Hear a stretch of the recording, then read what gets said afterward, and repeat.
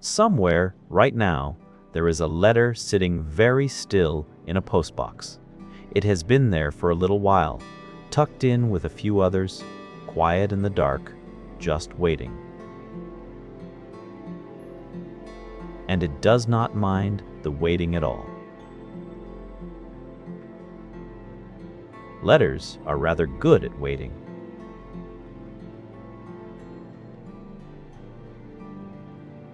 They are patient, gentle things. And this particular letter has had quite a lovely journey to get here. And it has quite a lovely journey still ahead of it.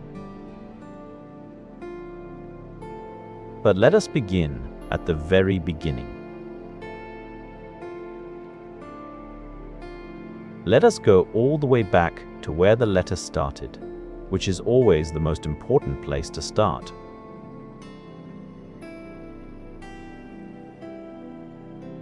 Not so very long ago, somebody sat down at a table. It might have been a kitchen table with a cup of tea going cold beside it, or perhaps a desk by a window where the curtains were beginning to go orange in the late afternoon light. It does not matter exactly which table it was.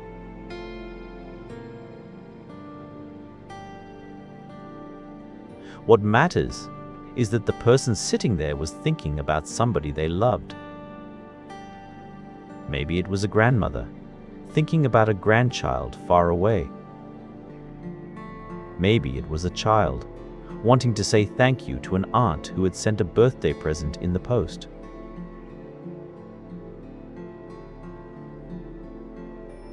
Maybe it was just a person who had been meaning to write for a while, and today felt like the right day to do it. They reached into a drawer and they took out a piece of paper. Now, here is something quite lovely to think about.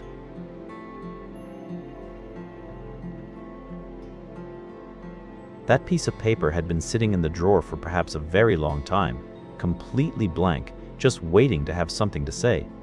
Paper is like that. It waits very patiently to be given words, and when the person pulled it out and smoothed it flat on the table, maybe just with the gentle flat of their hand, the paper was ready.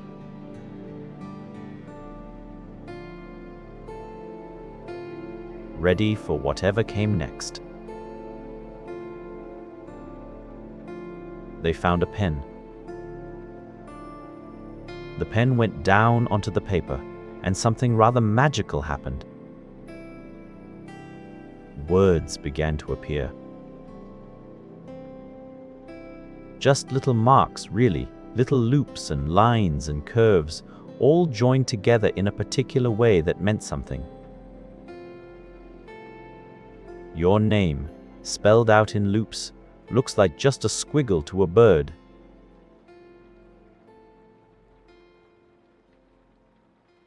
But to the right person, it means everything.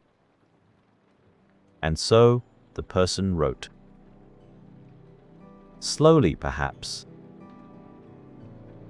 pausing to think. Maybe crossing something out and writing it again a different way.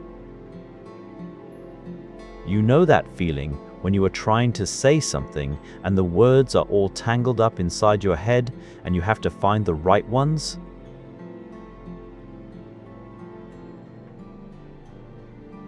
Writing a letter is a bit like that. You have to fish around for the right words, like picking the right colored crayon from a big messy tin.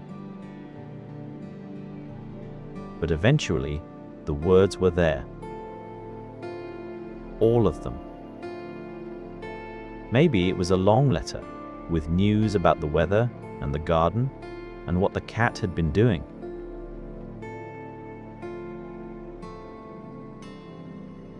Maybe it was a short one, just 3 or 4 lines saying something warm and true. Either way, when the last word was written, the pen was set down and the letter was done. The person read it back to themselves quietly, moving their lips just a little, the way people do when they are reading something important.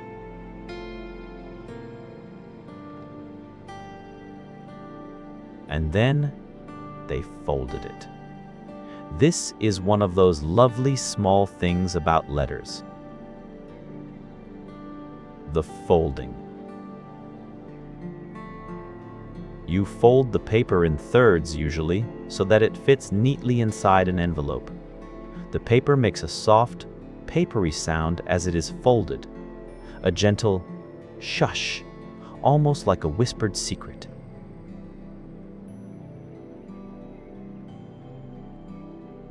And then it is tucked inside the envelope, and everything the person wanted to say is safe inside that little paper pocket, hidden away from the world. The envelope is sealed. Sometimes with a sticky strip you peel back, and sometimes, in older times, and sometimes still today, with the tip of your tongue.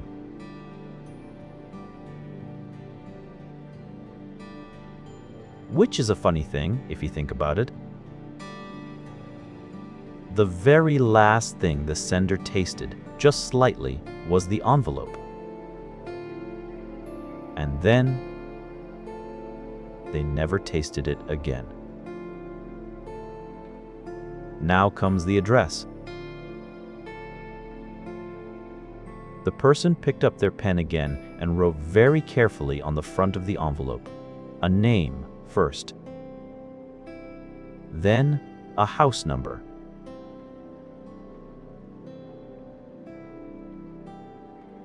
then the name of the street,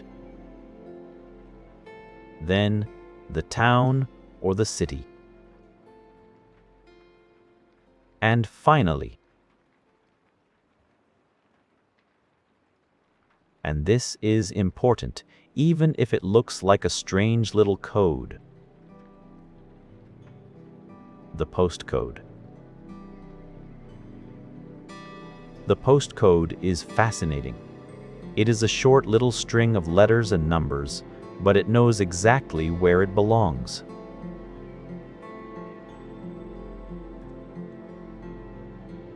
There are postcodes for nearly every single little cluster of houses and buildings in the whole country. Every tiny village and every tall block of flats has its own little code. And later,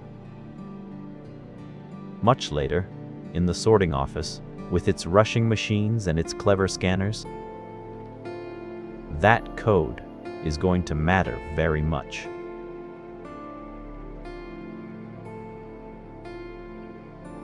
But for now, the address is written. The person held the envelope up and looked at it. It looked right. It looked ready. All that was missing was the stamp. A stamp is a very small thing to have such an important job.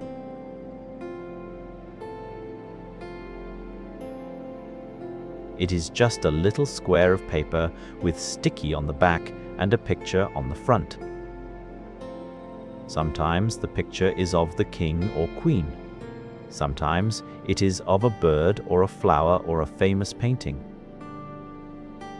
Sometimes, at Christmas, it is of a robin sitting in the snow, looking very cheerful about the whole thing.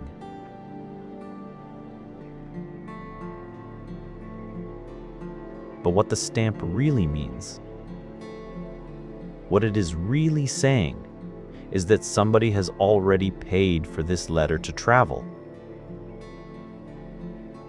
That is the stamp's whole purpose. It is like a little ticket. It says, quietly and politely, this letter has permission to travel.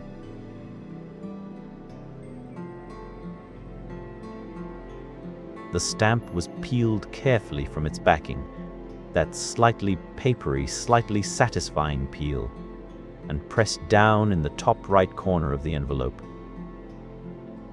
Pressed firmly, because a wobbly stamp can cause all sorts of trouble later. And there. The letter was finished. Complete. Ready to go. Now came the walk to the postbox.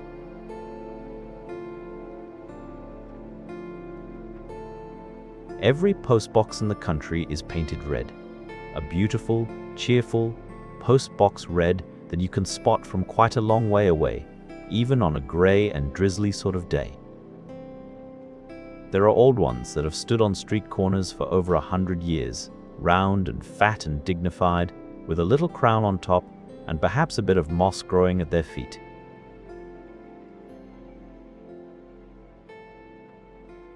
And there are newer ones, flatter and rectangular, fixed to walls, but they are all red, every one.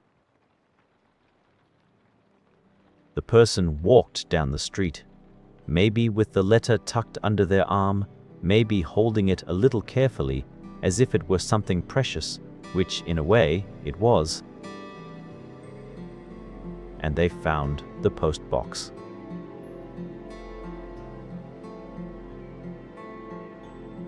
They looked at the little information plate on the front, which tells you when the postbox is emptied.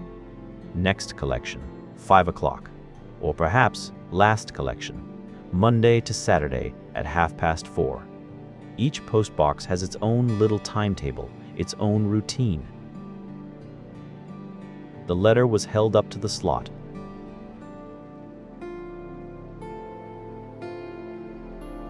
And then, with a very small letting go, the easiest letting go in the world, just a release of fingers, the letter fell inside. It made a very quiet sound. A soft little thump, landing in the dark. And there it sat. Inside the postbox, it was quiet and dim and slightly cool.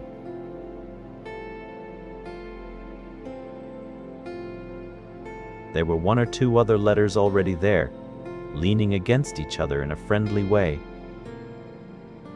A bill, perhaps, and a birthday card for someone's nephew. Our letters settled in among them, and together they waited. Can you imagine being inside a postbox? There is not much to see, because it is quite dark.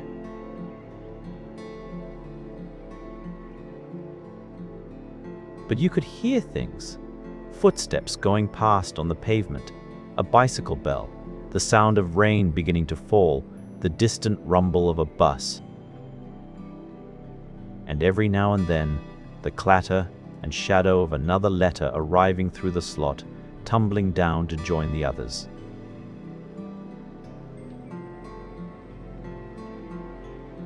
They waited, all those letters together, snug in the dark red box.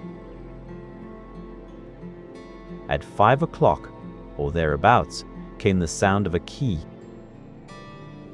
A large key, turning in the lock at the bottom of the postbox. And then the whole front of the box opened up, and suddenly there was light and cold air, and a cheerful face looking in.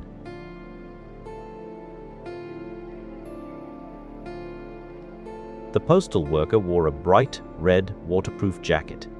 They had a big sack, a proper post sack, the kind you might have seen in old pictures. And they scooped all the letters out in one smooth movement, the way you might gather up a handful of leaves, and in they all went. The sack was tied.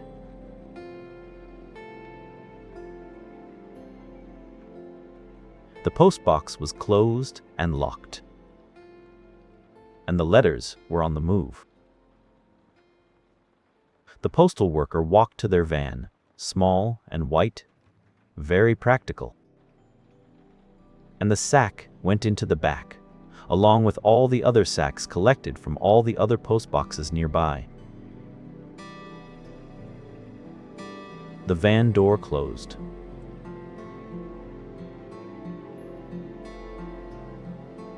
The engine started. That quiet, purposeful sort of engine that vans have. And off they went. The letters rattled gently in their sack as the van drove along. Not unpleasantly. More like being rocked. More like being settled. The van drove to the sorting office. Now, a sorting office is a rather extraordinary place.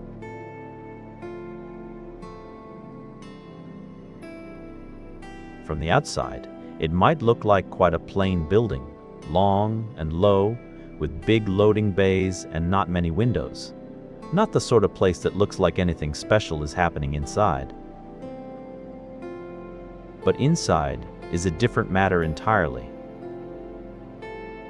Inside a sorting office, it is busy.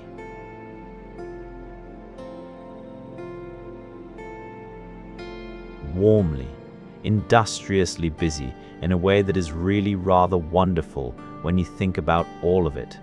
All the letters and parcels from all the post boxes for miles around, all arriving at once, all needing to go somewhere different.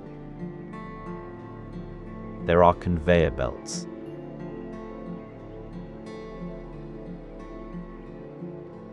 Long, gentle, rolling conveyor belts that carry the letters along, one after another, like a very slow and polite queue. The letters ride along, lying flat on the belt, traveling at a perfectly steady pace. And then, the machine reads them. This is where the postcode becomes very important.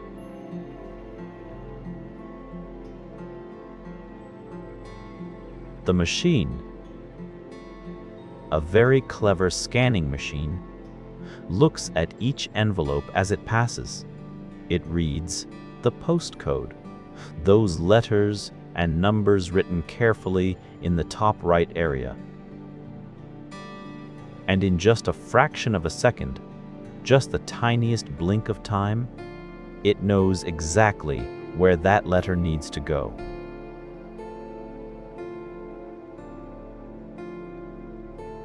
The machine even sprays a little mark on the back of the envelope, a barcode invisible to human eyes but readable by other machines further along. Like a whispered instruction that only the machines can hear. And the letter is sorted.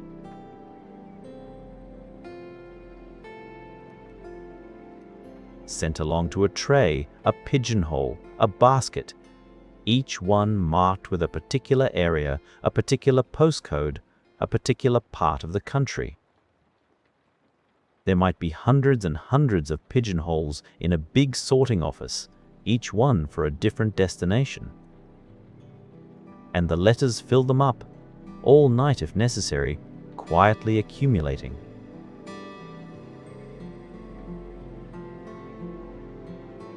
The sorting office works through the night. When most people are tucked up in bed, fast asleep, dreaming their soft and wandering dreams, the letters are being sorted. Which is rather a comforting thought, isn't it? All that quiet, purposeful work happening while the world sleeps. Our letter was sorted into its pigeonhole.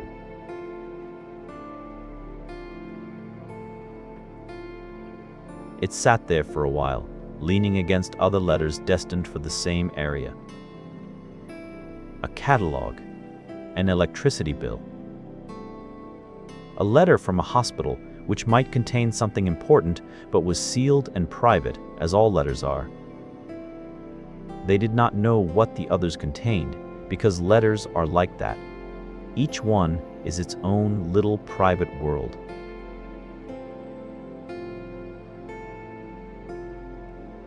Eventually, those letters were bundled together, rubber banded, or slipped into a tray and carried to a van. A larger van this time. A van that would drive through the dark to the next stage of the journey. Some letters travel quite a short way.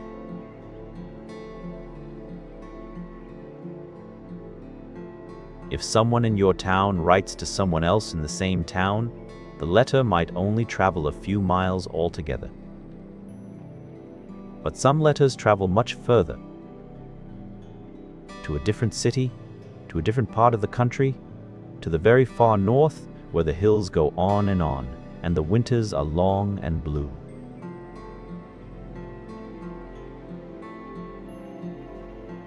Some letters even travel by aeroplane.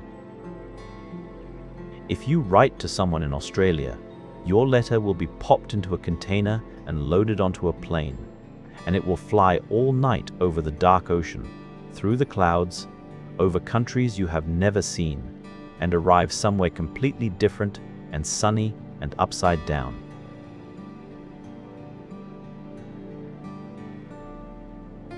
Which is a rather staggering thing for a small piece of paper to do.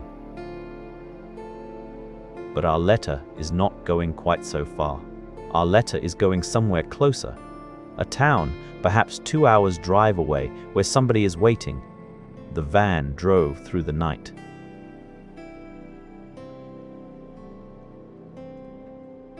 It went along motorways that were wide and quiet at that hour, with orange lights stretching off into the distance. It went past sleeping towns, past fields that were dark and still and cold, past a river that glinted silver in the moonlight. The letters in the back of the van did not see any of this, of course.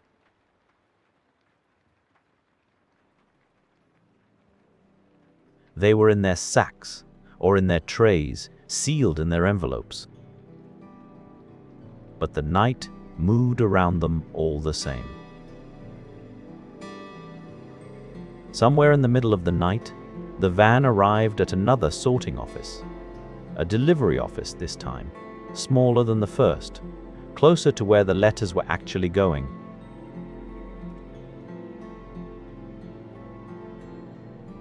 More people there, more rubber bands, more trays. More of that quiet, busy work. The letter was sorted again, more precisely this time, into a bundle with other letters for the same street. And all the bundles for the whole delivery area were laid out, ready for the morning. The morning comes slowly in a sorting office.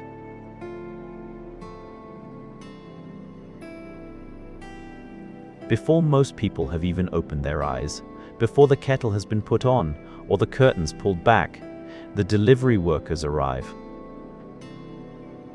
They put on their jackets, red or orange, or whatever color the post wears in your particular part of the world, and they go to their sorted bundles.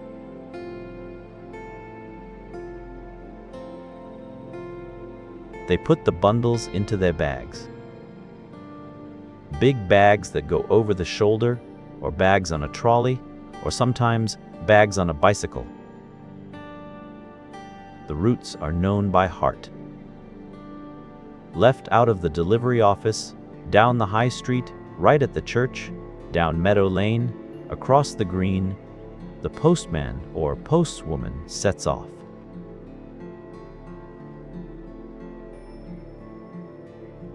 This is one of the oldest jobs in the world. This walking from door to door. People have been delivering messages for as long as there have been people who wanted to send them. Once upon a time, messages were carried by runners. People who simply ran from village to village.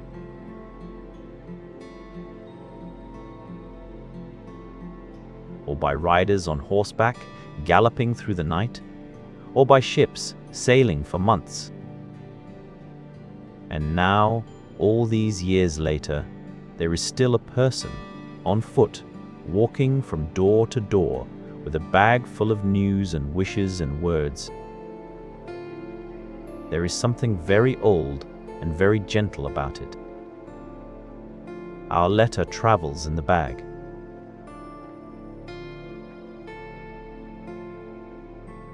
It is early morning now, perhaps 6, perhaps 7. The light is soft and low, golden if it is a sunny day, pale gray if it is cloudy. The street is just waking up. A blackbird is singing somewhere, the way blackbirds do in the mornings, as though they feel personally responsible for announcing the day.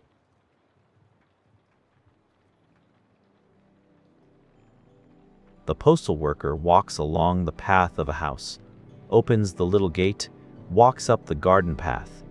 There might be a garden with a rose bush, or a small garden with nothing but a pot of something hopeful by the door. They reach into the bag, find the letter, walk to the door.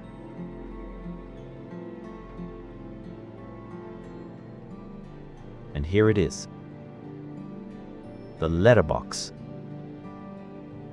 A letterbox is just a slot in the door, usually at about knee height or waist height, with a flap over it. Some flaps are stiff and make a satisfying clatter when you push through them. Some flaps are soft and silent.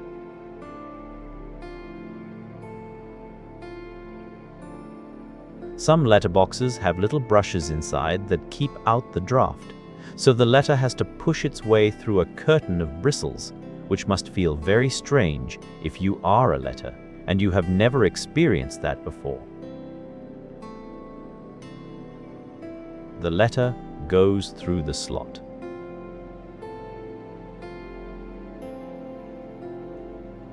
There is a lovely sound,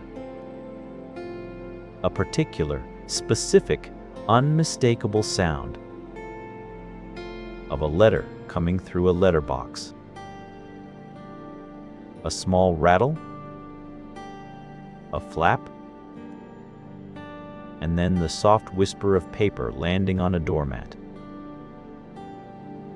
It is one of the nicest small sounds in ordinary life. The letter lands on the mat.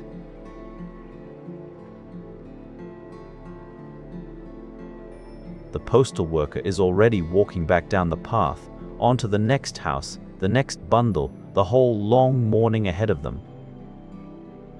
And the letter waits. It is very good at waiting, remember. It has been waiting patiently all this time. In the postbox in the dark, in the sorting office through the night, in the delivery bag through the early morning.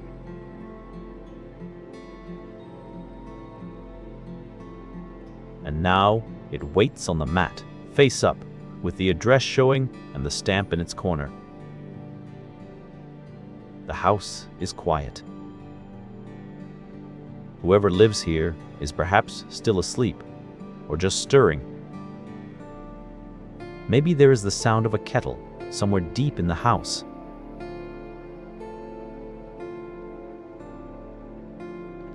Maybe there is a cat who has heard the letterbox and pattered over to investigate, and is now sitting near the letter, looking at it with the particular calm curiosity that cats have about things they find unexpectedly on the floor.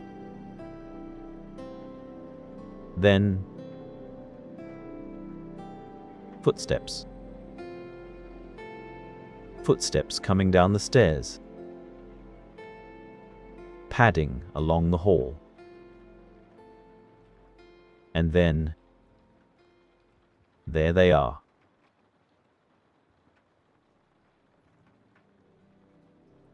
The person who has been waiting for this letter, even if they did not know quite when it would come. They see the envelope on the mat. They pick it up. Now here is something to think about, very quietly.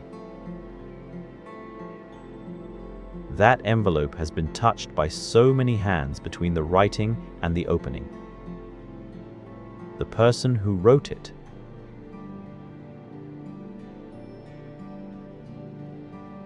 The postal worker who emptied the postbox. The people in the sorting office who guided the bundles. The van drivers. The delivery worker. And now, finally, the person whose name is written on the front. All those hands, and none of them have read a single word inside. That is the honor of a letter.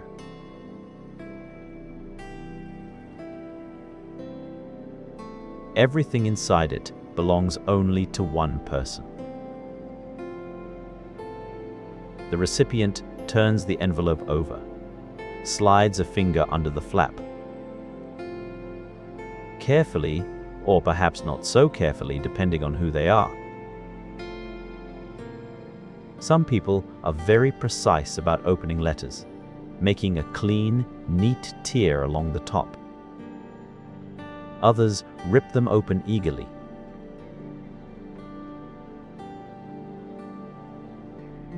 Either way, eventually the envelope gives way and the folded paper comes out. The letter is unfolded. 3 folds, opened back out. And there are the words, exactly as they were written, however many days ago, at a kitchen table somewhere far away, with a cup of tea going cold. The handwriting is familiar. Or perhaps it is a surprise.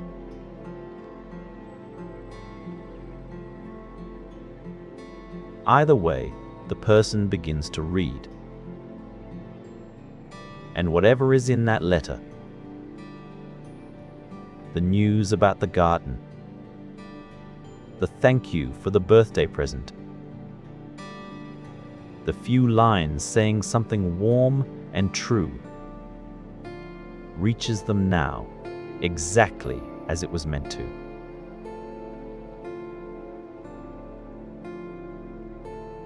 Carried all this way through the dark postbox and the busy sorting office and the van in the night and the morning streets, and here it is at last.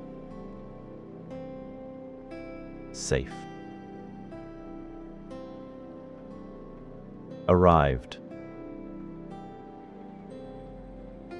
Isn't it wonderful, really, when you think about it slowly like this?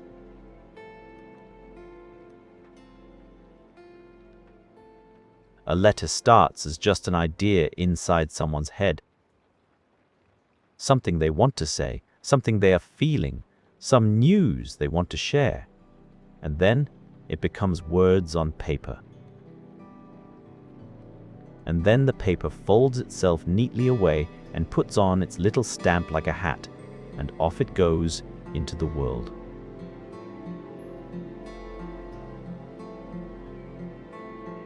It travels through rain sometimes, and fog sometimes, and bright autumn sunshine sometimes. It travels along with hundreds and hundreds of other letters, each one its own private world, each one going somewhere different, each one carrying something that matters to somebody.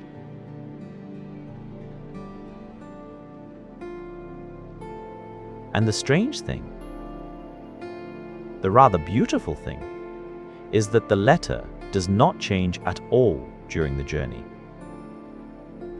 The words inside are exactly what they were at the kitchen table.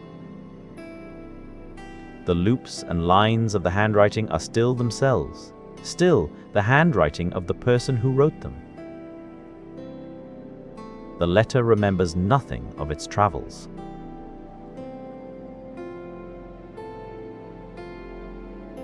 It arrives exactly as it left. That is quite a thing for a small piece of paper. Letters have been traveling like this for a very, very long time. The very first postal service, the very first organized system for sending letters, was set up hundreds and hundreds of years ago.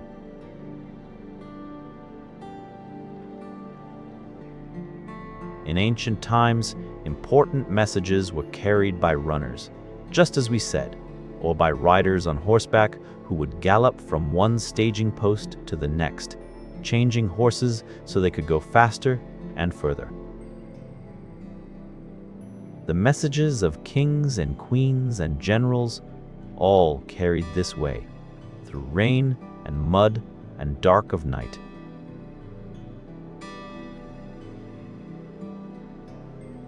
In England, a long time ago, more than 400 years, there was a postal service just for the king's messages. Then, slowly, ordinary people were allowed to use it too. They would pay by the mile. The further the letter went, the more it cost.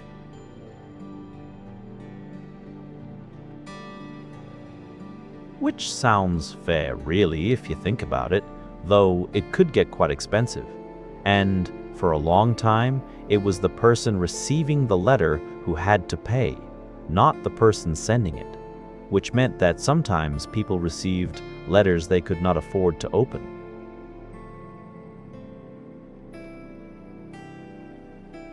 Which seems very sad, though there are stories of people who found clever ways around this.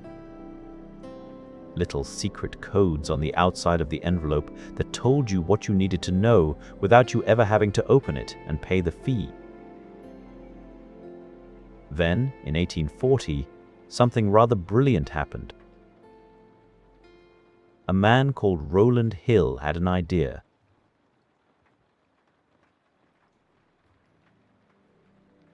He said,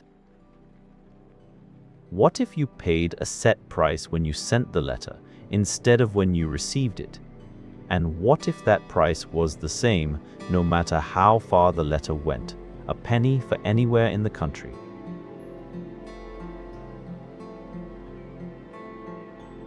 One penny, a single small coin, and your letter could go all the way from Cornwall to the very tip of Scotland. And to show that you had paid your penny, you stuck a little piece of paper on the envelope. A stamp.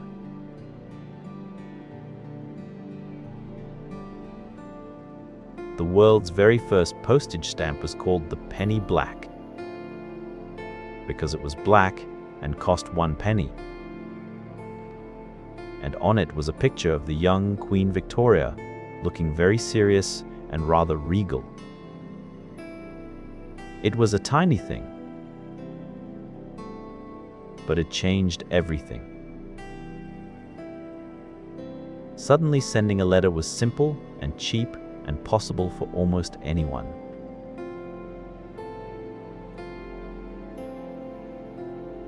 People wrote more letters than ever before.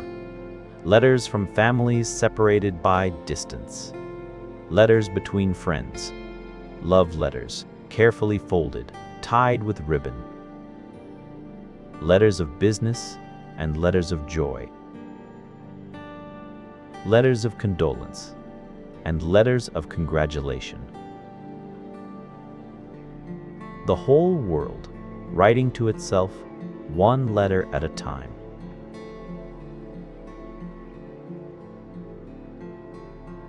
And somewhere in all of that long, long history of letters, going back to the horseback riders in the mud, going forward to the clever sorting machines with their scanners, somewhere in all of that is the little letter we have been following today. Just one letter.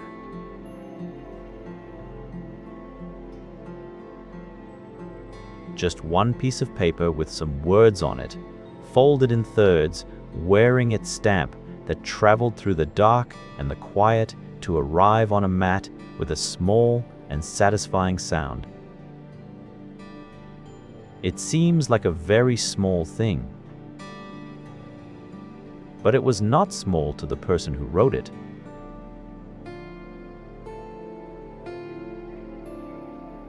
And it was not small to the person who found it on their mat and carried it to the kitchen and unfolded it and read it, with the morning light coming through the window. Small things often are not small at all when you look at them slowly.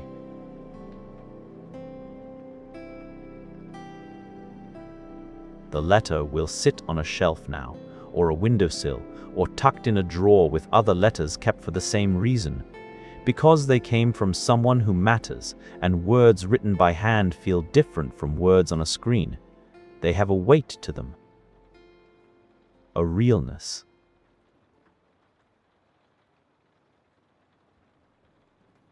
Perhaps it will be read again, next week or next month. Perhaps years from now, someone will find it in a box somewhere and read it again and think about the person who wrote it and the table they sat at and the cup of tea going cold. Letters have a way of lasting.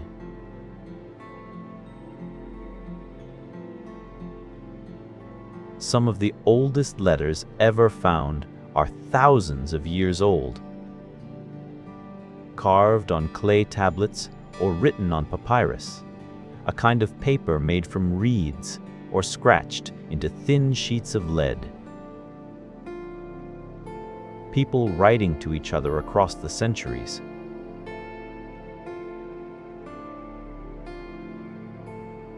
A Roman soldier in Britain writing home to someone far away, asking for socks to be sent because his feet were cold. An ordinary request, a small human need, a letter. And someone kept it. And there it still is. The blackbird is still singing outside somewhere.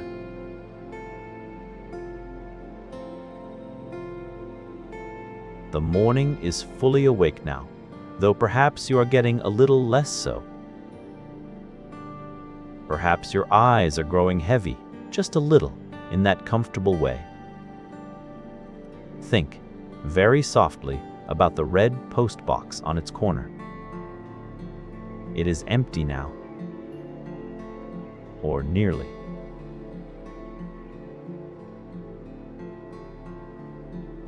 One or two new letters might have arrived today, pushed through the slot by people passing with something to say.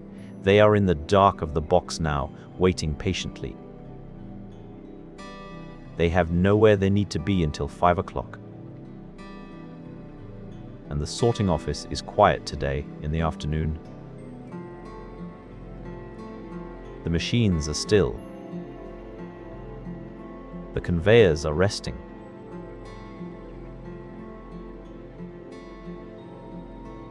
But tonight,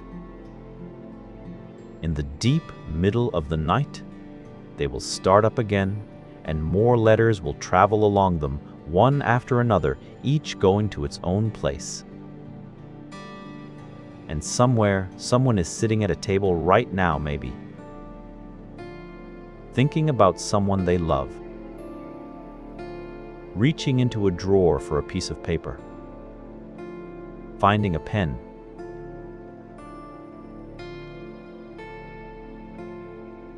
and it is beginning again. All over the country, in a slow and steady way that has been going on for hundreds of years, letters are traveling. They are in vans going along dark roads. They are in sorting offices being read by clever machines. They are in bags on postal workers' shoulders being carried through the morning.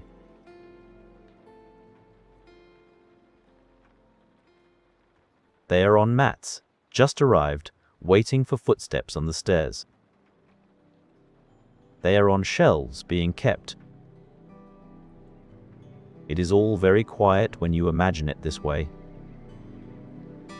All that traveling and most of it done in the dark, in the night, in the early morning, before anyone is really awake.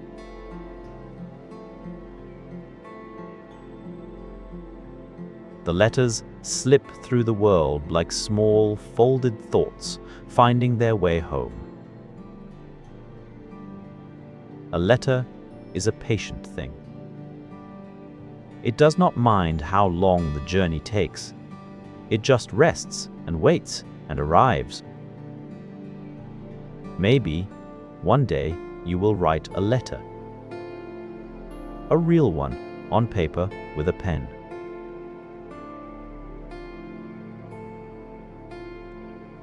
You might fold it carefully, in thirds, with that soft, papery sound. You might lick the stamp,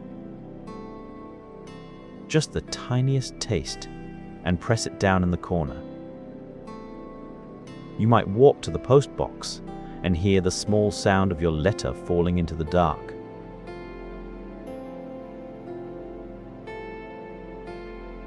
And you will know then all the things your letter is about to do. All the quiet traveling it has ahead of it. The sorting office in the middle of the night. The van on the motorway. The morning route, the gate, the garden path, the letterbox flap.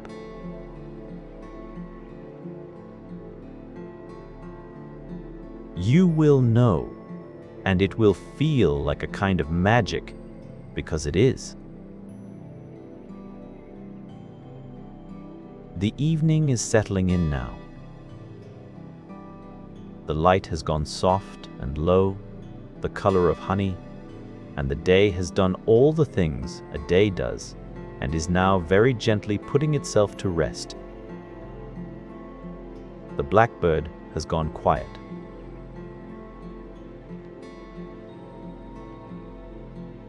The street is calm.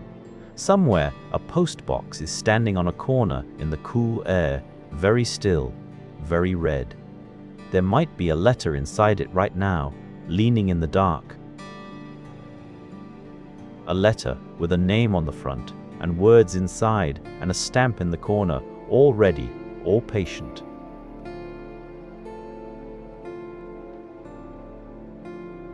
It will get where it is going. It always does. Sleep now. Rest now. Let the night be quiet around you. The letters are traveling.